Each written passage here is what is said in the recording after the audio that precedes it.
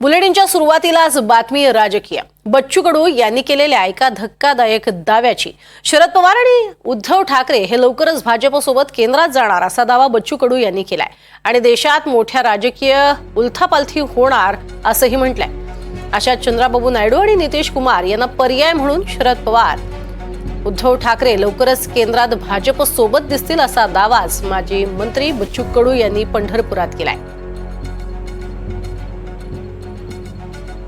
केंद्रामध्ये चंद्रबाबू नायडू आणि बिहारचे आपले नितीश कुमार हे 2-3 बिलासाठी अडकून राहिलेले आहे।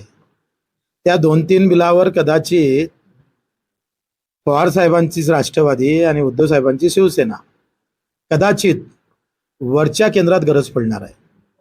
त्याच्यानं बराच उलटापालट होण्याची शक्यता टाळता येत नाही।